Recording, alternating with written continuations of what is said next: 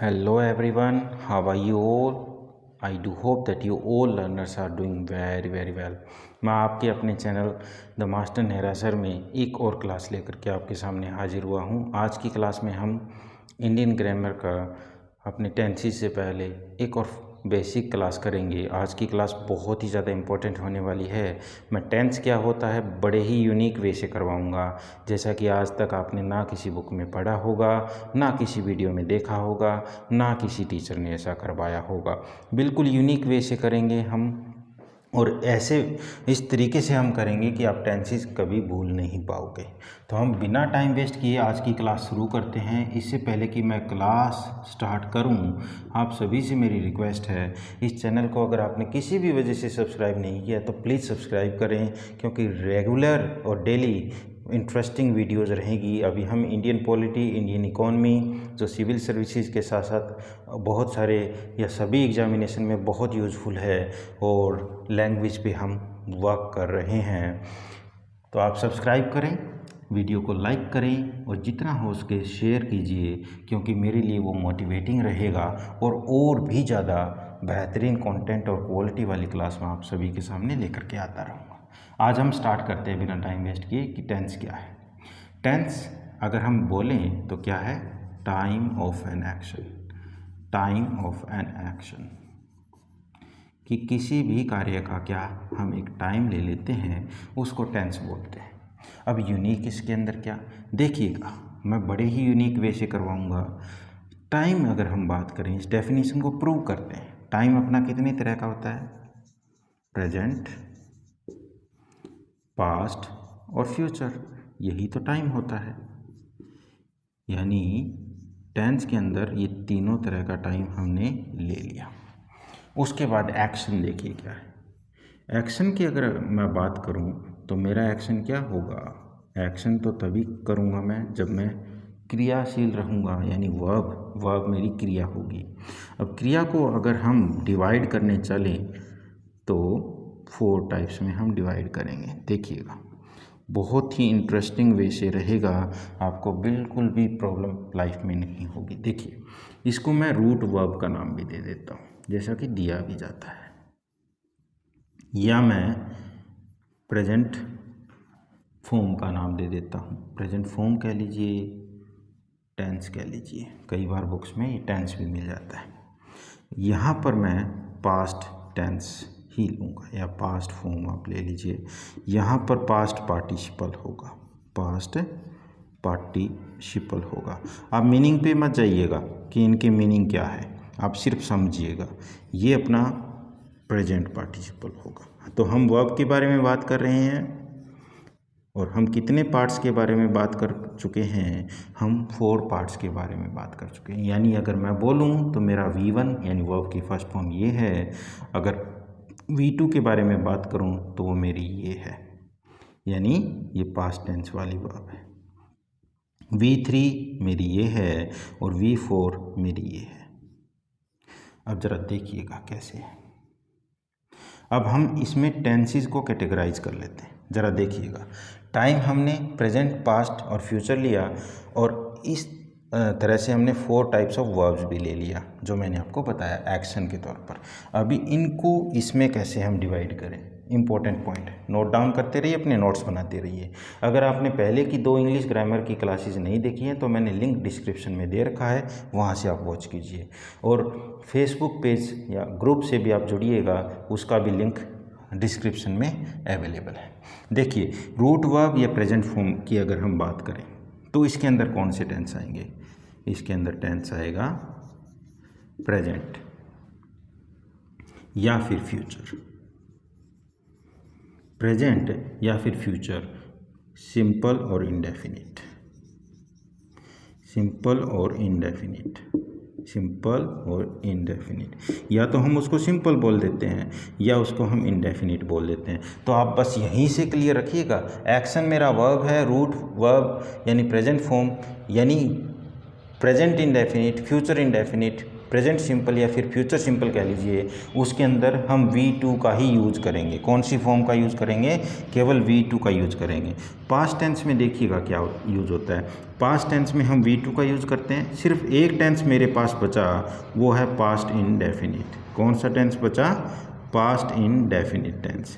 Past indefinite कह लीजिए या पास्ट सिंपल कह लीजिए, ठीक है। उम्मीद करता हूँ उसको समझ में आएगा। बहुत ही यूनिक तरीके से आपको करवा रहा हूँ, ऐसा आपने आज तक नहीं किया होगा।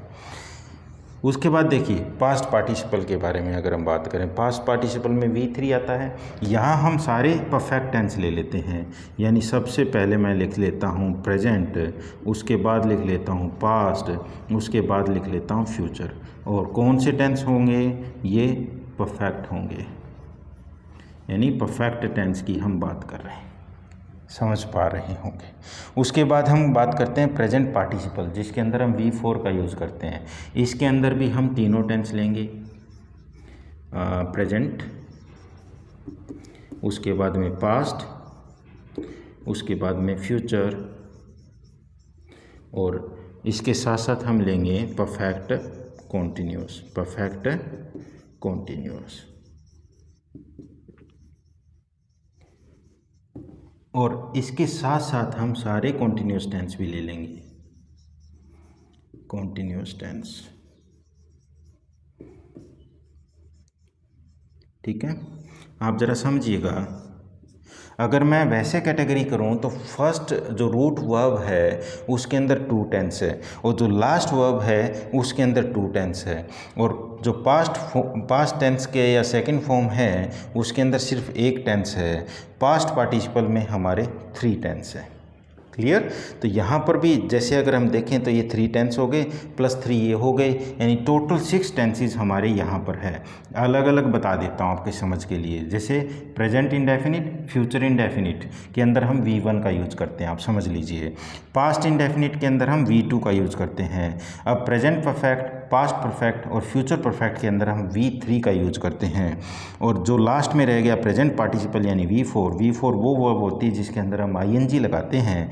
Present perfect continuous, past perfect continuous, future perfect continuous, इसके साथ साथ प्रेजेंट कॉन्टिन्यूअस, पास्ट कॉन्टिन्यूअस और फ्यूचर कॉन्टिन्यूअस में हम V4 का यूज करते हैं। उम्मीद करता हूँ आपको समझ में आया होगा। इससे पहले मैं एक वर्ब के बारे में टॉपिक क्लियर आपको करवा चुका हूँ, बिल्कुल बेसिक सा टॉपिक्स है। चंद मिनटों में आप समझ पाएंगे कि वर्ब की फॉर्म कैसे है और कैसे हम 80% जो वर्ब्स है इंग्लिश की उसको चेंज करें। तो वो वीडियो ज़रूर वॉच कीजिए, आपको बहुत ज़्यादा बेनिफिट मिलेगा। आपको उम्मीद करता हूँ ये सब समझ में आया होगा। अब हम आगे चलते हैं। आगे देखिए क्या करेंगे। आगे हम टेंसेज में कौन कौन से सेंटेंसेस हम यूज़ करते हैं, टेंसेज में हम किस किस तरह के सेंटेंसेस का यूज़ करते हैं उस बारे में स्टडी करेंगे। जैसे हमने फर्स्ट क्लास में किया था बहुत ही अच्छे तरीके से कि सेंटेंस क्या होता है, उसके टाइप्स, पार्ट्स, पर्सन्स के बारे में अच्छे से कर चुके हैं। वो कंपलसरी है, पहले वो भी कीजिएगा। अब हम टेंसेज में क्या यूज़ करें, टेंसेज में हम कर लेते हैं types of sentences in tenses. So I am changing here the title, types of sentences in tenses, कि टेंसेज में हम कितनी तरह के सेंटेंसेस का यूज करते हैं। इम्पॉर्टेंट पॉइंट है। वहाँ हमने कंप्लीट ग्रामर में मैंने बताया था 5 टाइप्स ऑफ सेंटेंसेस हम यूज करते हैं, लेकिन टेंसेज में हम सिर्फ 4 टाइप्स का यूज करते हैं। पहला कौन सा है? अफर्मेटिव। अफर्मेटिव को मैं क्या बोलता हूँ? सकारात्मक वाक्य बोलता हूँ, अफर्मेटिव सेंटेंसेस। कई बार इसको सिंपल सेंटेंसेस भी बोल दिया जाता है, लेकिन आप अफर्मेटिव सेंटेंस के थ्रू ही इसको करोगे। अब साथ साथ इसका स्ट्रक्चर भी कंपलसरी है, वो भी आप कर लीजिए। सब्जेक्ट प्लस हेल्पिंग वर्ब, यानी ये मैं सब करवा चुका हूँ आपको। उसके बाद में MV मेन वर्ब, उसके बाद में ऑब्जेक्ट। सब्जेक्ट क्या है, हेल्पिंग वर्ब क्या है, मेन वर्ब क्या है, ऑब्जेक्ट क्या है, बहुत ही अच्छे तरीके से फर्स्ट क्लास में हो चुका है। लिंक डिस्क्रिप्शन में पहले देख लीजिए, फिर ये चीज़ें आपको अच्छे से आगे क्लियर रहेगी। उसके बाद में देखिएगा सेकंड सेंटेंस नेगेटिव। एग्जाम्पल मैं लास्ट में करवाऊँगा, एक बार मैं सिर्फ आपको ये चीज़ें क्लियर कर रहा हूँ। नेगेटिव सेंटेंसेज देखिएगा क्या, नेगेटिव सेंटेंसेज में हम क्या करेंगे, subject plus helping verb plus note का यूज करेंगे, नोट का यूज करेंगे और फिर उसके बाद में मेन वर्ब लिखेंगे, फिर उसके बाद में ऑब्जेक्ट लिखेंगे। नोट की क्वालिटी मैं बता चुका था आपको कि नोट हमेशा हेल्पिंग वर्ब के बाद और मेन वर्ब से पहले ही आएगा। उसके बाद में थर्ड टाइप ऑफ सेंटेंस जो हम टेंसेज में यूज करते हैं, interrogative sentence. Interrogative sentence, interrogative sentence जो है वो सिंपल है, लास्ट में क्वेश्चन मार्क हमें देखने को मिलता है और हेल्पिंग वर्ब को हम सब्जेक्ट से पहले रखते हैं। तो हेल्पिंग वर्ब को मैंने सब्जेक्ट से पहले रख लिया, उसके बाद मैंने सब्जेक्ट रख लिया, उसके बाद मैंने एमवी का यूज किया, उसके बाद मैंने ऑब्जेक्ट का यूज किया और लास्ट में क्वेश्चन मार्क लगाया। ओके, तो इस तरीके से हम एक क्वेश्चन का फॉर्मेशन, एक प्रश्न का फॉर्मेशन कर सकते हैं। लास्ट अपना टॉपिक इसके अंदर रहता है इंट्रोगेटिव नेगेटिव, जो कि इंट्रोगेटिव पहले और फिर नेगेटिव से मिलकर के बना है। तो इसको मैं क्या बोलूँगा, interrogative negative sentence. Interrogative negative sentence, प्रश्नवाचक नकारात्मक वाक्य, इसके भी लास्ट में क्या आएगा, क्वेश्चन मार्क आएगा। तो ये ध्यान में रखिएगा कैसे है। मैं नोट की क्वालिटी पहले बता चुका हूँ, हेल्पिंग वर्ब के बाद मेन वर्ब से पहले। तो अब सिर्फ हमें क्या करना है, नोट को ऐड ऑन करना है। देखिएगा कैसे, अब मैं हेल्पिंग वर्ब लिख चुका हूँ, हेल्पिंग वर्ब प्लस सब्जेक्ट हो गया। तो नोट अगर मुझे लिखना है तो मैं कहाँ लिखूँगा, यहाँ लिखूँगा, उसके बाद में एमवी लिखूँगा, उसके बाद में ऑब्जेक्ट लिखूँगा। या फिर इसका एक और स्ट्रक्चर होता है, और करके लिख लीजिए, हम यहाँ कई बार शॉर्ट में नोट लिख लेते हैं।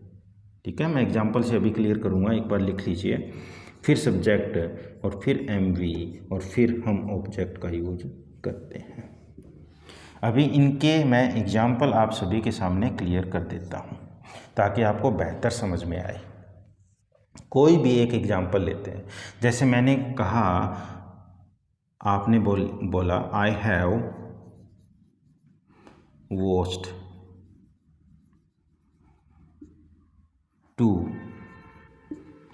I have watched 2 earlier classes, कि मैंने जो पहले 2 क्लासेस हुई हैं इंग्लिश ग्रामर में वो वॉच कर ली है। ओके, तो आप देखिएगा ये मेरा हैव क्या हुआ, हेल्पिंग वर्ब, सब्जेक्ट क्या हुआ आई, और एमवी क्या हुआ वॉच्ड, और 2 अर्लियर क्लासेस को आप एक तरह से क्या मान लीजिए, ऑब्जेक्ट मान लीजिए, क्योंकि जो इफ़ेक्ट है क्रिया का वो क्लास पे ही जा रहा है। अब अगर मैं इसको नेगेटिव में चेंज करूं तो नेगेटिव में क्या रहेगा, मुझे सिर्फ यहाँ नोट लगाना है तो मेरा नेगेटिव बन जाएगा। तो मैं सब्जेक्ट क्या लिखूं आई, हेल्पिंग वर्ब क्या लिखूं हैव, उसके बाद में क्या लिखूं नोट, उसके बाद में क्या लिखूं वॉच्ड, उसके बाद में क्या लिखूं 2 अर्लियर क्लासेस, 2 अर्लियर क्लासेस, यानी मैंने पहले वाली 2 क्लासेस नहीं देखी है। अब इसी से अगर मैं आपसे पूछूं, मुझे पूछना हो कि क्या आपने वो पहले वाली क्लास देख ली, तो मैं कोई ना कोई क्वेश्चन आपके सामने करूंगा, तो मैं ये स्ट्रक्चर यूज करूंगा।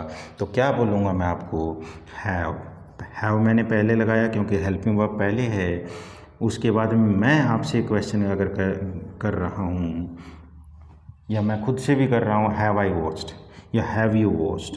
अब मैंने थोड़ा चेंज कर दिया है क्योंकि मैं ये आपसे ही बात कर रहा हूँ। ओके, तो यहाँ पर ये मैंने आपके लिए बोला, लेकिन अब मैं आपसे क्वेश्चन कर रहा हूँ इसलिए मैंने यू का यूज कर लिया। Have you watched 2 earlier classes, 2 earlier classes, earlier कह लीजिए प्रीवियस कह लीजिए, कोई डिफरेंस नहीं बनता। ओके, तो उम्मीद करता हूँ ये सब समझ में आया होगा।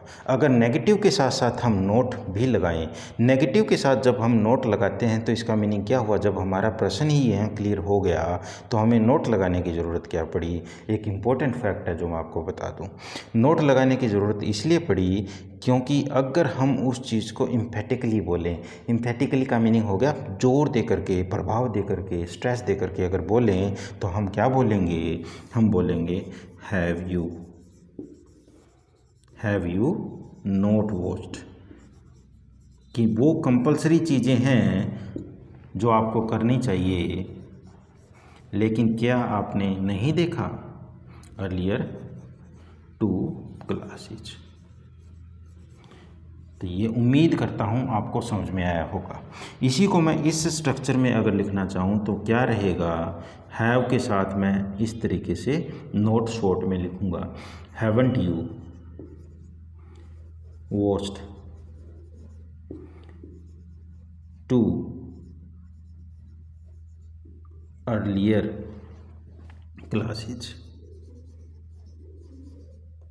तो उम्मीद करता हूँ ये जो भी कुछ मैंने करवाया वो आपको बेहतरीन तरीके से क्लियर हुआ होगा। अगर नहीं हुआ है तो वीडियो को थोड़ा सा बैक कीजिए, रिवाइंड कीजिए, देखिए, नोट्स बनाइए, और मेरा आपसे ये दावा है, मेरी गारंटी है कि जिस तरीके से मैं आपको करवा रहा हूँ आपको टेंसेस में लाइफ के अंदर कोई प्रॉब्लम नहीं आएगी। आप वीडियो को अच्छे से वॉच कीजिए और आप खुद आप देखेंगे कि आप एक ऐसे इंडिविजुअल बन जाएंगे जो इंग्लिश न केवल सीखेंगे बल्कि सिखाने के लायक भी हो जाएंगे।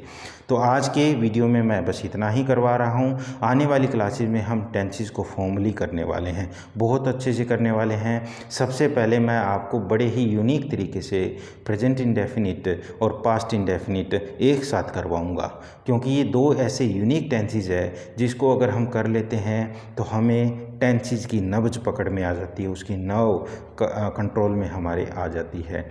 तो आज की क्लास में इतना ही। आप अच्छे से कीजिए, अपने नोट्स बनाइए। मेरी आप सभी से रिक्वेस्ट है कि आप पीछे वाले क्लासेस ज़रूर वॉच कीजिए, चैनल को सब्सक्राइब कीजिए, लाइक कीजिए, शेयर कीजिए, ताकि हम और ज़्यादा बेहतरीन तरीके से पूरी क्लासेस को कर सकें। चाहे वो सिविल सर्विसेज की क्लास हो, किसी भी तरीके की क्लास हो, आपको कहीं पर भी कोई भी प्रॉब्लम नहीं आने वाली है। क्योंकि मैं हमेशा मानता हूँ कि जब सिविल सर्विसेज में हम प्रीलिम तो क्लियर कर लेते हैं, जब आंसर राइटिंग की बारी आती है तब हमारी लैंग्वेज ही हमारे लिए या तो सबसे ज़्यादा, एक कहते हैं बून, आशीर्वाद साबित होती है, वरदान साबित होती है, या फिर हमारे लिए बहुत ज़्यादा एक बड़ी इम्पेडिमेंट, बैरियर साबित होती है, रुकावट साबित होती है। तो लैंग्वेज साथ करिए। All the best. Thank you very much for your time. Have a nice day. Thank you.